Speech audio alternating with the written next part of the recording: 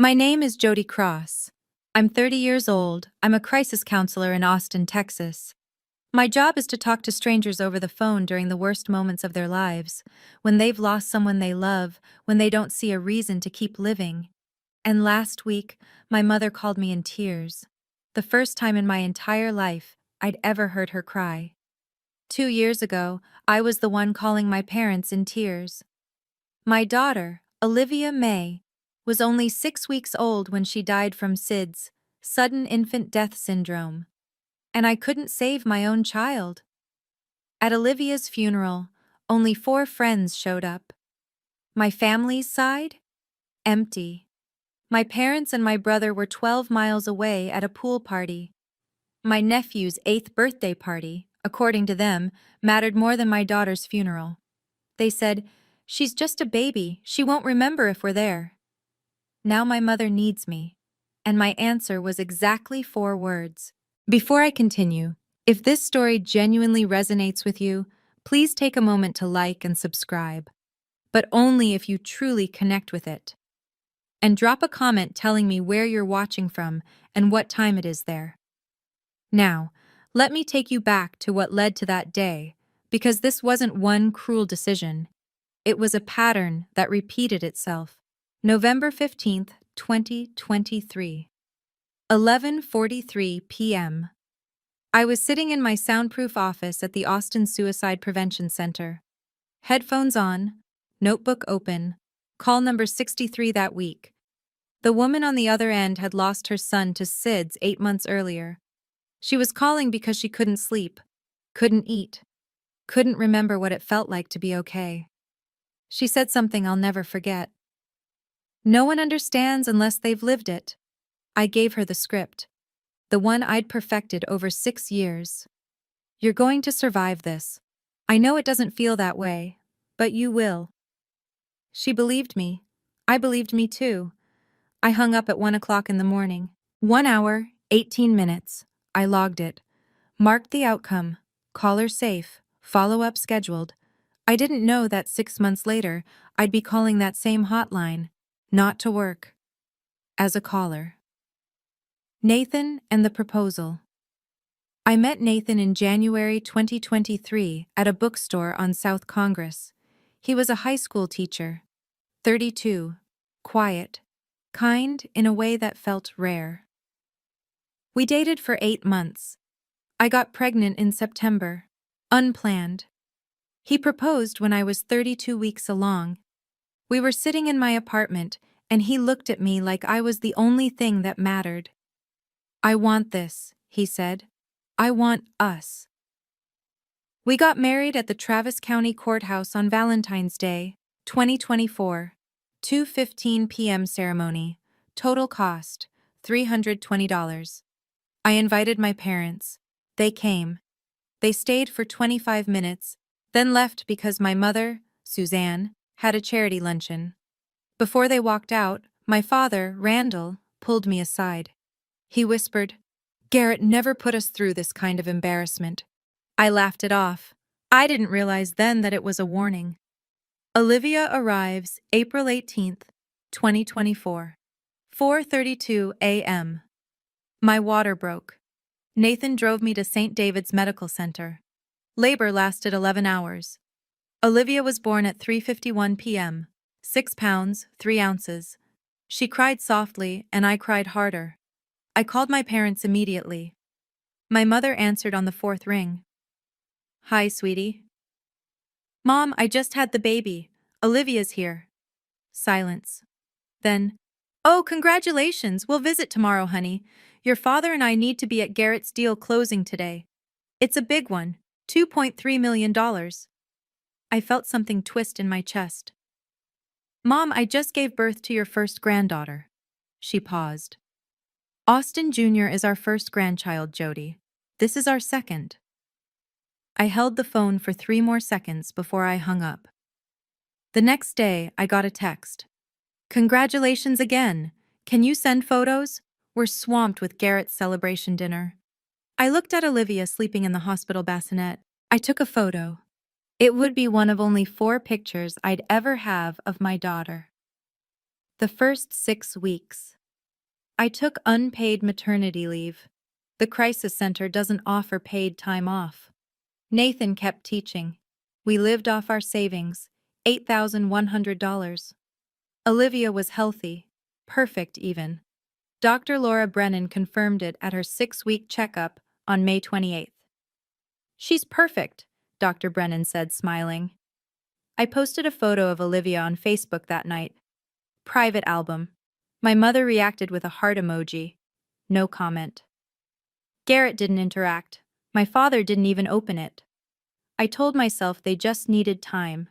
Maybe when Olivia smiled, or laughed, or said "Grandma," everything would click. I was wrong. On the night of May 31st, I put Olivia in her crib at 10:15 p.m. She was sound asleep. I kissed her forehead. "See you in the morning, baby." I didn't know those would be the last words I'd ever say to her. 6:23 a.m. I woke up on June 1st at 6:23 a.m. That was unusual. Olivia usually cried around 5:30, but the apartment was silent. I walked to her crib. She was lying on her back, arms stretched out. Her lips had a faint blue tint. I touched her skin, cold. My brain rejected it immediately. I picked her up, cradled her, whispered, "Baby, wake up, Mommy's here." Nothing. I've talked 180 people through loss. I know the stages: denial, anger, bargaining. But when it's your child in your arms, cold, still, none of that knowledge means anything. The 911 call. I dialed 911 at 6:26 a.m. The operator's name was Linda Voss. I know because I requested the recording later. My training kicked in. I didn't scream. I spoke clearly. "My daughter isn't breathing, 6 weeks old, no pulse. I need paramedics." Linda walked me through CPR. 30 chest compressions. 2 breaths. Olivia's body was so small I only used 2 fingers. 4 minutes? 6 minutes. The paramedics knocked at 6:34 a.m. 8 minutes total. A man named Steve Callahan stepped inside. He looked at Olivia, then at me. I saw it in his eyes before he said a word. St. David's ER. I sat in the ER waiting room, hands still shaking. Nathan arrived at 8:10 a.m. I'd called him from the ambulance. We didn't hug, we just sat. At 7:51 a.m., Dr. Philip Sanderson came out. "I'm sorry, we did everything we could." I asked if I could hold her. He nodded. They gave me 30 minutes in a private room. I sat with Olivia in my lap and sang the song I'd sung to her every night. "You are my sunshine, my only sunshine." My voice cracked on, "You make me happy when skies are gray." When I walked out of the room, Nathan wasn't in the waiting area anymore. He was outside in the parking lot, on the phone. Through the glass doors, I could see him. He wasn't crying. He was just talking. The silence begins. We went home. The apartment still smelled like her. Baby lotion, formula. Nathan started packing a duffel bag. "Where are you going?" I asked. "I can't be here right now. Our daughter just died." He turned, eyes red. "I know. That's why I can't stay." He left at 2:35 p.m., took one bag, left his wedding ring on the kitchen counter. I sat in the empty apartment. For the first time in 6 years as a crisis counselor, I thought about calling the hotline myself. But I didn't. Instead, I stared at my phone. I hadn't called my parents yet. I wasn't ready to hear their voices, but I'd have to call, because the funeral needed to be planned, and I couldn't do it alone. June 2nd, 2:15 p.m. I called my mother. I told her about Olivia. She said, "Oh, honey, I'm so sorry."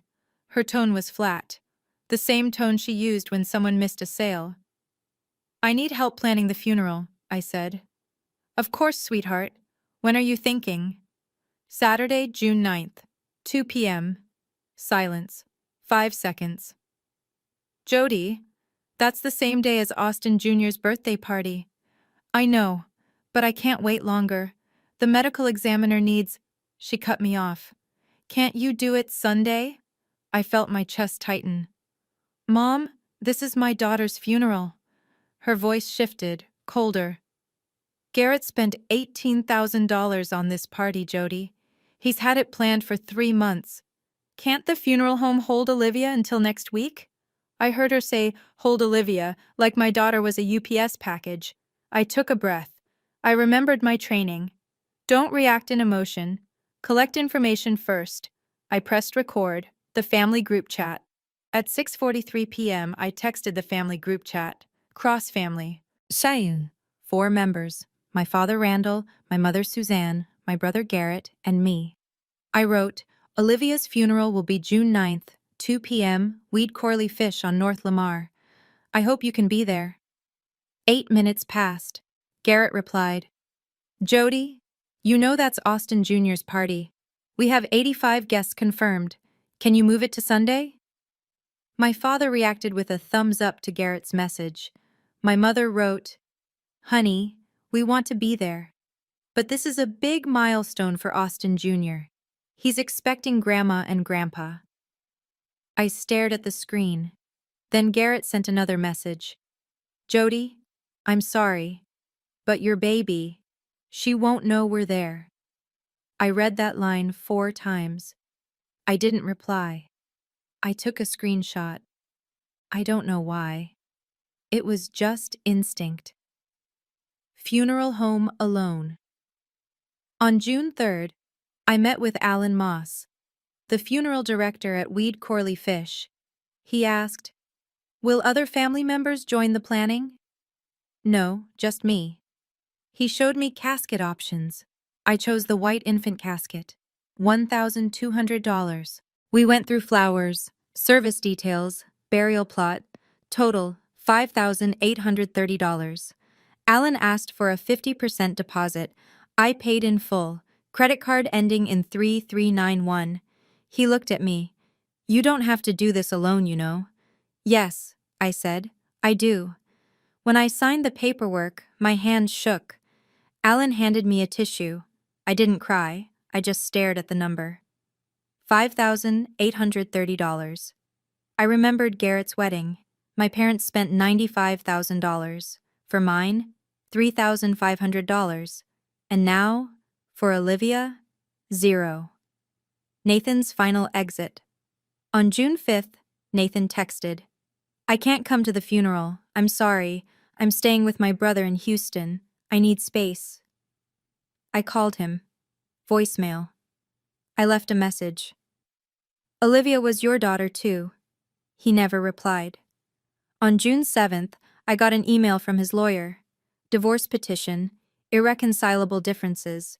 We'd been married 3 months and 18 days. I sat at my laptop.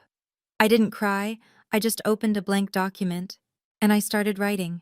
Between June 4th and June 8th, my mother posted 6 updates on Facebook about Austin Jr.'s big day, photos of decorations. A custom tropical-themed cake, $650. Hired performers, 2 magicians, 1 face painter. Total cost, $2,100. One caption read, Can't wait to celebrate our special boy. I saw every post. Facebook made sure of it. We were family after all. I didn't react. But I took screenshots with timestamps. On June 6th at 11:23 a.m., she posted, Countdown to Austin Jr.'s epic pool party. Grandma and Grandpa can't wait. Nothing beats celebrating life with the ones who matter most. Hashtag Blessed Grandma. Hashtag Family First. 47 likes. 12 comments. All congratulating her. I clicked on her profile. Not one mention of Olivia. Not one condolence post. It was like my daughter had never existed. Garrett's justification. On June 7th, Garrett called me. Rare, he usually texted.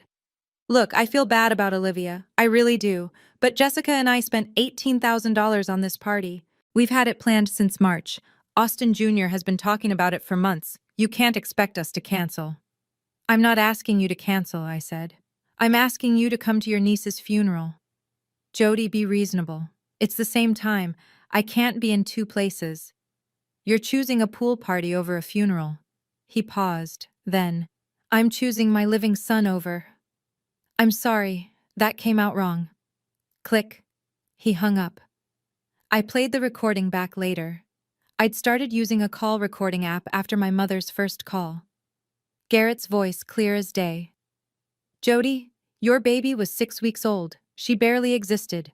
Austin Jr. is 8. He has memories. He has feelings. I'm not missing his day for a sad ceremony that won't change anything. Barely existed. 6 weeks, 42 days, 1,008 hours. Olivia existed every single second. The final call to Mom. June 8th, 8:15 p.m. I called my mother one last time. I wasn't begging. I just wanted to understand.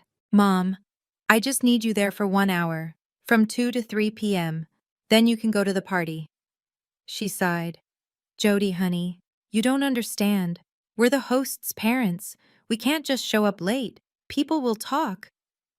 You're worried about people talking about you being late to a pool party more than skipping your granddaughter's funeral? Her voice hardened. Don't guilt-trip me. You're being selfish. Then she said it, the line I'll never forget. Jody, it's just a baby. She wouldn't even remember us being there. But Austin Jr.? He'll remember if Grandma and Grandpa miss his party. Your brother's milestone matters more. That's just reality. I didn't respond right away. My hands were shaking, but my voice stayed calm. Okay, Mom, I understand. Enjoy the party. I hung up. She didn't know I'd recorded the call. In the background, I could hear my father's voice. Tell her we'll send flowers. The flowers that never came. June 9th. 6 a.m. the morning of the funeral. I checked my phone. No texts. No emails. No flowers delivered. My father had said they'd send flowers. Nothing came. I called the funeral home. Alan confirmed. No additional flowers ordered under the Cross family name. Okay, thank you. I hung up. I opened my notes app. I wrote, Promised flowers, never sent, June 9th, 6:03 a.m. I got dressed. Black dress. I stood in front of the mirror. For the first time since Olivia died, I didn't cry. I just felt cold. Crisis counselor mode activated. I would survive today. And after that, I would make them remember it forever. Weed Corley Fish Chapel. North Lamar location. 20 chairs set up in 2 rows. 10 on the left for my family. 10 on the right for Nathan's. I arrived at 1:50 p.m. My coworker, Emma Hartley, was already there. She hugged me. Claire Donovan, my college roommate, drove 3 hours from Houston. She arrived at 1:55. Dr. Laura Brennan, Olivia's pediatrician, came at 1:58. At exactly 2 p.m., Alan Moss stepped into the room. Would you like to wait a few more minutes? I looked at the 10 empty chairs on the left. No, let's begin. Alan nodded softly. Jody, I've done this for 22 years. The size of the crowd doesn't measure the size of the love. Your friends are here. That matters. I took my seat. The chair next to me, for Nathan, empty. The row behind me, for my parents, empty. I looked at the white infant casket at the front of the room. Olivia was inside, wearing a white dress I'd bought that morning. Alone. 2:15 p.m. The service begins. Alan read Psalm 23. I didn't hear it. I just stared at the casket. I thought about Olivia's tiny hands. I thought about 42 days. I thought about the song I sang every night. You are my sunshine. I wanted to sing it now, but my throat was too tight. Emma squeezed my hand. 12 miles away, at 2847 Westlake Drive, my brother was cutting a 3-tier birthday cake. $650. Austin Jr. blew out the candles. 85 people clapped. My mother and father stood beside him, smiling. At 2:17 p.m., my mother posted a video to Facebook. Our special boy. Alan asked me, would you like to say a few words? I stood. I walked to the casket. I placed my hand on the white wood. I whispered, "I'm here, baby. Mommy's here." Behind me, Emma started crying. I didn't cry, I just sang, softly. "You are my sunshine, my only sunshine." My voice cracked on, "You make me happy when skies are gray." 2:47 p.m. The Burial, Austin Memorial Park Cemetery, Section 224B. They lowered Olivia's casket into the ground with straps. I watched it descend, inch by inch, 6 feet down. I didn't cry. I'd cried everything out at home. Now I was just numb. Dr. Brennan stood beside me, holding my elbow. Claire threw a white rose into the grave. Emma did the same. I was last. I threw in Olivia's first ultrasound photo. 20 weeks. Goodbye, sunshine. At that exact moment, 2:47 p.m., my mother posted her 12th photo on Facebook. She was holding a champagne glass, standing by the infinity pool, smiling, sunglasses on. The caption, "Nothing beats celebrating life with the ones who matter. Hashtag blessed grandma. Hashtag family is everything." Timestamp, 2:47 p.m. I pulled out my phone. I don't know why. Maybe I was still hoping they'd change their minds at the last second. I opened Facebook. I saw her post. I checked the time on my phone, 2:47 p.m. The same minute I was lowering my daughter into the ground, my mother was celebrating life with champagne. I took a screenshot. I didn't cry. I saved it to a folder on my phone. I labeled it Evidence. 4:30 p.m.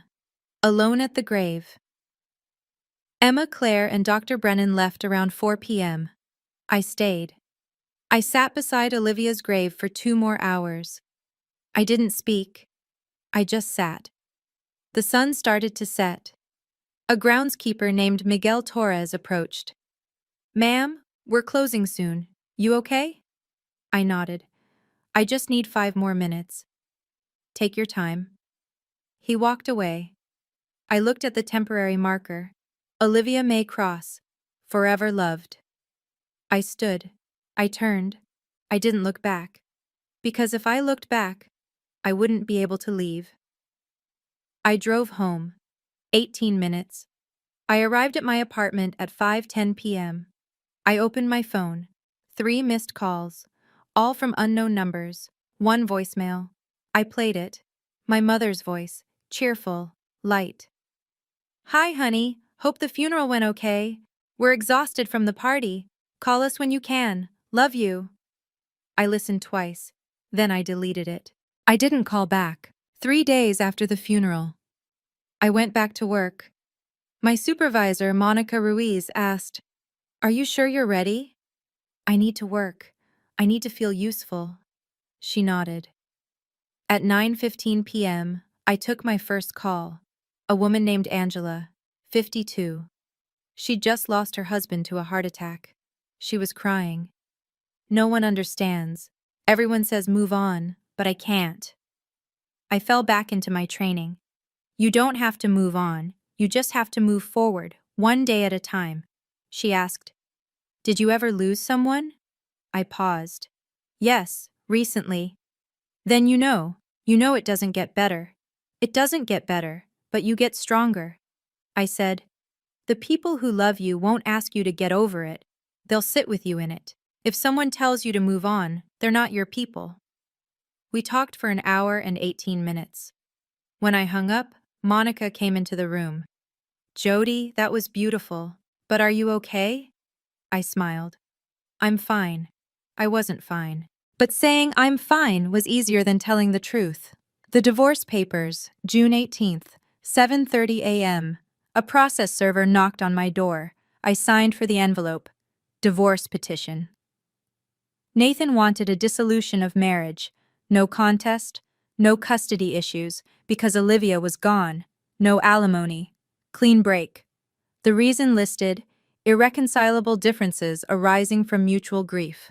Mutual, like Nathan had been there, like he'd buried our daughter. I signed without arguing. I put the papers in a manila folder. I labeled it, Nathan, Done. I placed it in my file cabinet, right next to another folder.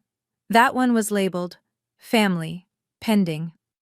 The 19 Days of Silence. From June 9th to June 28th, no one in my family contacted me, except for one voicemail from my mother on June 15th. Hi, sweetie, just checking in.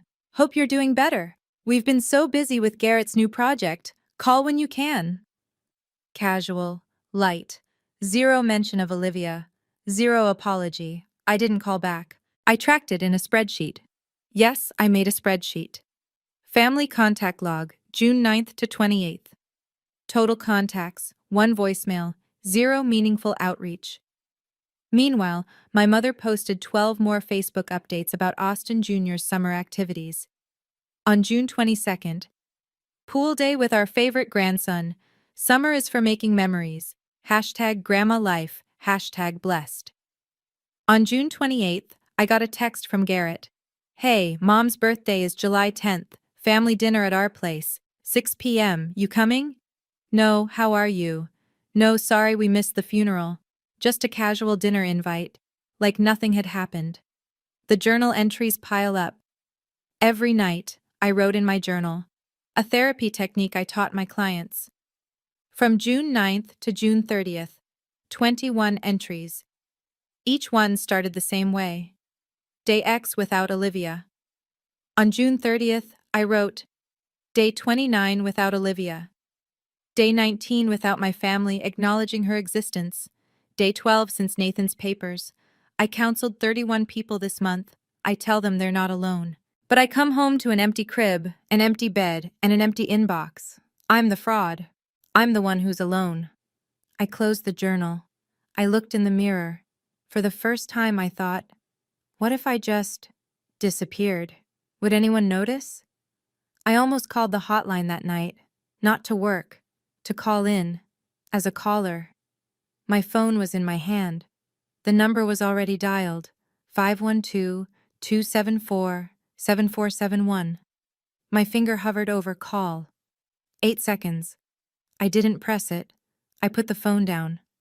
I opened my laptop instead. I didn't know what I was going to do, but I needed to do something, because if I didn't, I would disappear. I created a folder on my laptop. I named it Evidence.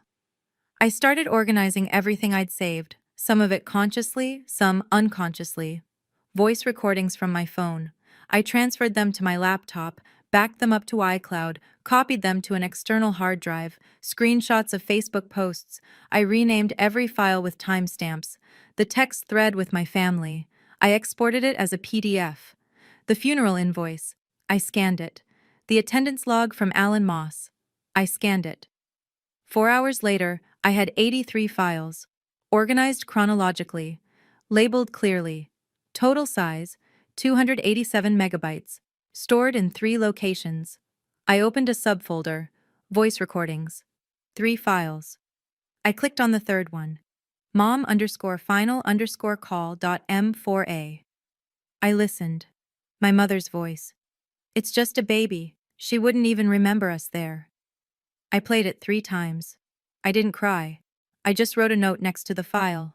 Mirror line, use in climax. The timeline document. Over the next 4 days, July 2nd to July 5th, I created a 12-page document. I titled it, The 42 Days of Olivia May Cross, a Chronological Account. It included April 18th, birth, hospital, family's absence. April 19th to May 31st. 6 weeks of life, checkups, family's disinterest. June 1st, SIDS, 911 call, death certificate. June 2nd to 8th, funeral planning, family's refusal, receipts. June 9th, funeral, 4 attendees, versus pool party, 85 guests, 47 photos. June 10th to 30th, silence, divorce, isolation. It wasn't emotional. It was just facts, dates, times, numbers, quotes with audio evidence cited. I formatted it like a case report, because that's how I was trained. One excerpt read, June 8th, 2024, 8:15 p.m. Final phone call to mother. Request: attend funeral for 1 hour before proceeding to pool party. Response: recorded. It's just a baby, she wouldn't even remember us there. Your brother's milestone matters more. Funeral attendance. June 9th, 0 family members. Pool party attendance. June 9th, both parents, brother, sister-in-law, nephew, posted 47 photos during funeral hours. 2 to 4:52 p.m. I saved it as timeline_Olivia_cross.pdf. 3,891 words. I read it twice. For the first time since June 1st, I didn't feel powerless. I felt clear. I knew exactly what I would do next. I would write. The first draft. July 6th. I started writing. Not a journal, not a vent, a guide. When your family isn't there, navigating grief alone. Chapter 1. The myth of unconditional family love. I wrote about attachment theory, family dynamics, conditional love. 18 pages. Over the next 4 days, I wrote 4 more chapters. On July 11th, I stopped. I realized this guide was too clinical. It needed a story. It needed truth. I deleted everything. I started again. This time, the opening line was different. My name is Jody Cross. I'm a crisis counselor. I've talked 180 people through the worst moments of their lives, but I couldn't talk my own family into attending my daughter's funeral. I wrote for 6 hours straight. When I stopped, the sun was coming up. I had 31 pages. I read them. For the first time since Olivia died, I cried. Not because it hurt, but because I finally had a voice, the title reveal. July 15th, 11:58 p.m. I finished the manuscript. 87 pages. 31,204 words. I needed a title. When Your Family Isn't There sounded like a self-help book. I wanted something personal, honest, raw. I wrote a list of 10 potential titles. I crossed out 9. I chose She Wouldn't Remember, a crisis counselor's journey through grief, abandonment, and finding my voice when my family chose silence. I stared at it for 5 minutes. I knew this would hurt them. I also knew it would heal me. I didn't send it to my family. I didn't need their permission. I just needed a publisher. I knew exactly who to contact. Emma Hartley's sister, Rachel, was a literary agent in New York. I sent Rachel an email at 12:03 a.m., July 16th.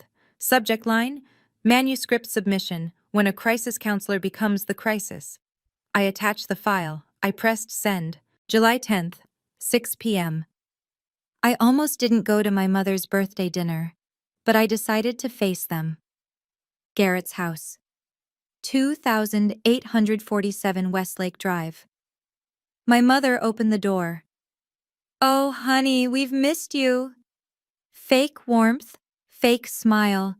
Inside, fancy catering. $850 worth of food. Guests: my father, my mother, Garrett, his wife Jessica, Austin Jr., and 2 extended family members, Uncle Philip and Aunt Diane. Conversations started light. Work, weather, Austin Jr.'s baseball team. At 6:35 p.m., my mother cleared her throat. "Jody, we need to talk about your attitude lately." I looked up. My attitude? My father leaned forward. "You've been distant. You didn't even congratulate your mother on her Facebook posts." My mother added, "Honey, we understand you're grieving, but it's been over a month. You need to move forward. This sadness, it's affecting the whole family." I looked around the table. 8 people, all staring at me, like I was the problem, not them. The intervention Garrett joined in. "Jody, we're worried about you. You're isolating, you're not responding to texts. You sent me 1 text in 30 days to invite me here. See, this is what we mean. You're keeping score." My father said, "Your mother and I think you should see a therapist. This grief is unhealthy." I laughed, sharp, cold. "I am a therapist. a crisis counselor. I know what healthy grief looks like, and I know what abandonment looks like. My mother's voice rose. Abandonment! We didn't abandon you! You chose a pool party over your granddaughter's funeral. Silence. 8 seconds. Jessica looked down, uncomfortable. My father tried to recover. Jody, that's not fair. We had commitments. Garrett spent $18,000 on that party. We couldn't just... And I spent $5,830 to bury my daughter alone. Where's my commitment refund? My mother started to say something. You're being dramatic. It was just a... She stopped. I leaned forward. Just a what, Mom? Just a baby? Say it, like you said on the phone. Her face drained of color. She didn't know I'd recorded it. Garrett stood. Jody, you need to leave. You're ruining Mom's birthday. I stood too. I didn't yell. I didn't cry. I just said, I already left. 5 weeks ago, at the cemetery. Alone. The walk out. I walked toward the door. My mother followed, shouting, Jody Cross, you are embarrassing this family. You need help. I stopped, turned around one last time. I looked at my mother, my father, Garrett. I said calmly, You're right. I do need help. I need help understanding how a family can value a pool party over a funeral, but I figured it out. You can't value what you never saw as human. I walked out. I closed the door behind me. 6:47 p.m. I sat in my car outside the apartment building for 10 minutes before going inside. I checked my email on my phone. One new message. From Rachel Hartley. Subject. Manuscript submission. I opened it. Jody, I read your manuscript in one sitting. I cried 3 times. This is powerful. I want to represent you. Call me. The decision. July 12th. I called Rachel. Your story is what people need, she said. Grief, family dysfunction, the myth of unconditional love. I have 3 publishers in mind. It's going to hurt my family. Is that why you wrote it? I paused. No. I wrote it because 180 people called me for help, and no one helped me. I wrote it so the next person who buries their child alone knows they're not crazy. Then that's your answer. I'll send it out Monday. I agreed. I hung up. I looked at the manuscript file on my laptop. 31,204 words. I thought about Olivia. I thought about the 4 people at her funeral. I thought about 47 Facebook photos. I clicked Send to Rachel Hartley. Done. On July 20th, Rachel called. Bidding war. 2 publishers. Offers, $75,000 from HarperCollins. $95,000 from Simon & Schuster. What do you want to do? Rachel asked. Whoever can publish fastest. Simon & Schuster. 4 months, November release. Do it. November 3rd, 2024. She wouldn't remember hit bookstores. I didn't do a big launch. I just posted 1 photo on Instagram. My professional account. 340 followers, mostly colleagues and clients. The photo. The book cover. Caption. For Olivia, and for everyone who grieves alone. Within 6 hours, 1,200 shares. Comments flooded in. I needed this. This is my story too. Thank you for your bravery. First week. 12,400 copies sold. Rachel called, excited. Jody, you're on track for the bestseller list. On November 5th, I got an email from the Austin American-Statesman. We'd like to interview you about your book and your work as a crisis counselor. Are you available? I stared at the email for 5 minutes. I knew. When this interview came out, my family would know. I replied, Yes, I'm available. The Book Talk Explosion. November 8th, 3:42 p.m. A Book Talk creator, username @ReadsWithRachel, 850,000 followers, posted a video review. She held the book. She was crying. This book destroyed me. It's about a crisis counselor whose family skipped her baby's funeral for a pool party. I can't. I just can't. The video got 2.3 million views in 3 days, 18,600 comments, 43,000 shares. Book sales spiked. Week 2, 38,000 copies. On November 12th, She Wouldn't Remember hit the New York Times bestseller list. Number 7, Nonfiction. Rachel called. You did it! On November 13th, I got a DM on Instagram. From Jessica, Garrett's wife. Jody, I read your book. I'm so sorry. I begged Garrett not to make that choice. I want you to know, I saw you. I'm sorry I didn't speak up. I read it 3 times. I didn't know what I felt. Part grateful, part furious she hadn't said something sooner. I didn't reply right away. I needed to think. The Olivia May Foundation, December 1st, 2024. I launched the Olivia May Foundation, a nonprofit to support single mothers and parents who'd lost infants, especially SIDS cases. Mission: financial assistance for funeral costs, grief counseling, community support. I used $50,000 from my book advance as seed funding. Our first recipient, Maria Gonzalez, 28, single mom, lost her son, 3 months old, to SIDS in October. She couldn't afford the funeral. The foundation covered the full cost, $4,200, plus a $10,000 scholarship for Maria to return to nursing school. At the launch press conference, I stood at the podium. 30 people attended: press, supporters, grief counselors. I said, Olivia lived 42 days. In those 42 days, she taught me what unconditional love looks like. This foundation is my promise to her. Every child, no matter how briefly they lived, deserves to be remembered with dignity. And every parent deserves support, not silence. I looked out at the audience. I saw Emma, Claire, Dr. Brennan. I also saw Nathan, my ex-husband, standing in the back row. He didn't approach. He just nodded. I nodded back. No smile, just acknowledgement.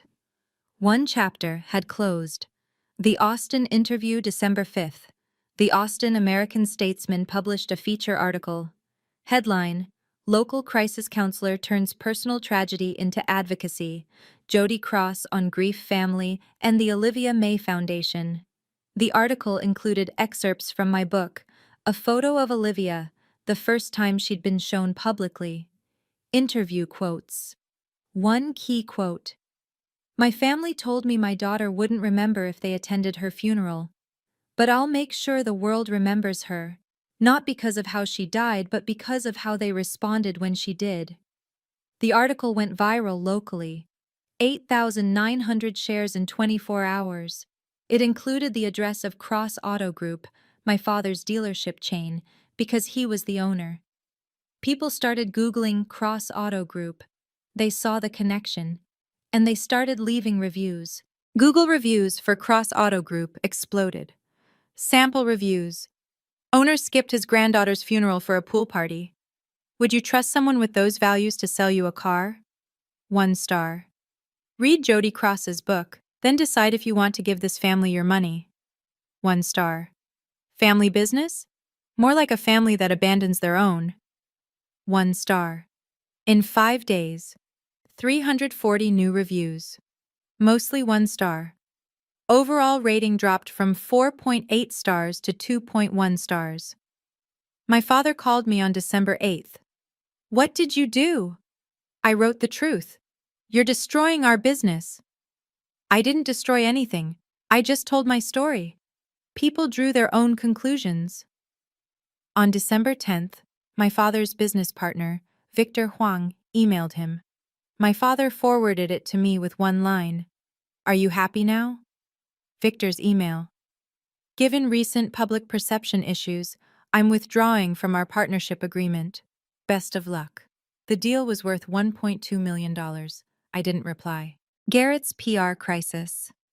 Garrett worked at a tech company called Innovate Solutions, mid-size, 200 employees, values-driven culture. On December 9th, HR called him in. We've received questions from employees about the book. Your name is mentioned. Can you clarify? Garrett admitted the story was true. On December 11th, the CEO, Linda Petrova, met with him. Our company emphasizes family values in our branding. This situation is problematic. We need you to issue a public statement. Garrett refused. On December 12th, internal Slack messages leaked. Employees were discussing, should we employ someone who skipped a baby's funeral? 45 employees participated in the thread. On December 13th, Garrett texted me. We need to talk. This has gone too far. I read it. I didn't reply. Emma asked, are you going to respond? What's there to say? He made his choice. Now he's living with it. Suzanne's social media collapse. On December 6th, strangers found my mother's Facebook through the article. Comments flooded her old pool party posts. You posted this during your granddaughter's funeral. Disgusting. Hashtag blessed grandma, more like hashtag heartless grandma. Celebrating life while your daughter buried hers alone. Shame on you. All 47 posts from June 9th were bombarded with comments. She tried to delete them. They came back. Screenshots were already circulating. She tried to set the posts to private. Too late. On December 10th at 3:17 a.m., she deleted her entire Facebook account. My father called. Your mother is devastated. She can't even go to her book club. People are talking. People talked about me too. When I buried my daughter alone. Where were you then? On December 11th, I got a voicemail from my mother. First direct contact since the July 10th dinner. Her voice was shaking. Jody, I don't know what you want from me. I can't go outside without people staring. Please, can we talk? I listened twice. I saved the voicemail. I didn't call back, not yet. Jessica's private apology. December 14th, 10:30 a.m. Jessica requested to meet me. Coffee shop, neutral ground. Epic Coffee on West 29th Street. She arrived, visibly anxious. I read your book. I'm so sorry, Jody. I begged Garrett not to make you choose. I told him we should go to the funeral first. He said his parents would be upset if we didn't prioritize Austin Jr. Why didn't you come alone? I was afraid. Of Garrett. Of his parents. I know that's not an excuse. She cried. I didn't hug her. I just nodded. I'm separating from family events, she said. I told Garrett, until he apologizes to you, I'm out. Will you ever forgive us? She asked. I paused for a long time. Jessica, I don't know, but I appreciate you being here. That's more than they've done. She nodded. She left. I sat there for another 10 minutes. I thought, one person chose accountability, the other 3 still choosing pride. My father texted, your mother wants to see you. Family lunch, December 22nd, our house. Please come. We need to talk. I didn't reply right away. On December 21st, my mother called. First call since the voicemail on December 11th. I answered. Jody, please. Let's sit down like adults. This has gotten out of hand. What's gotten out of hand? My grief. Or your consequences. People are attacking us. Your father's business is suffering. Garrett might lose his job. This isn't what you wanted, is it? What I wanted was my family at my daughter's funeral. What I got was 47 Facebook posts. Silence. Then she said, Jody, please, let's move past this, for family. I took a breath. You told me Olivia wouldn't remember if you were there. Pause. You were right. Pause. But the world will remember you weren't. 8 seconds of silence. And unlike Olivia, Mom, the world doesn't forget. She whispered. That's cruel. No, cruel was choosing a pool party. This is just memory. Will you come to lunch? No. I don't think I will. I hung up. I didn't block her number, but I didn't answer the next time she called either. I'd said everything I needed to say. Christmas alone, but not lonely, December 25th, 2024. The first Christmas without Olivia. I didn't go to my family's house, obviously. But I didn't sit at home crying either. I volunteered at the Austin Grief Support Center. I facilitated a group session for 8 people who'd lost loved ones during the year, 10 a.m. to 12 p.m. A man named David, 41, lost his wife to cancer in September, said, "I read your book. It helped me realize I'm not weak for struggling." You're not weak. You're human. After the session, I went to Emma's house for dinner with her family. It was the first time I'd celebrated a holiday with my chosen family. When I got home at 9:30 p.m., I checked my phone. One text, from Nathan. "Merry Christmas, Jody. I'm sorry for everything. I hope you're okay." I looked at the message. I didn't reply. But I didn't delete it either. I just acknowledged it. A piece of the past had spoken. But the past didn't define me anymore. The #1 bestseller and Foundation Impact, January 10th, 2025. She Wouldn't Remember hit #1 on the New York Times bestseller list. Nonfiction. Rachel called, ecstatic. "You did it, Jody! #1! I didn't scream. I just whispered, "Olivia, we did it." By January 10th, the book had sold 127,000 copies. Foundation Impact by January 2025. 12 families helped with funeral costs. $63,000 distributed. 3 scholarships for parents returning to school. Partnerships with 8 hospitals offering free grief counseling. I hired a part-time coordinator, Angela, the woman from my first call back at work in June. She said, "You saved my life on that phone call. Now I get to help you save others. This is full circle, Jody."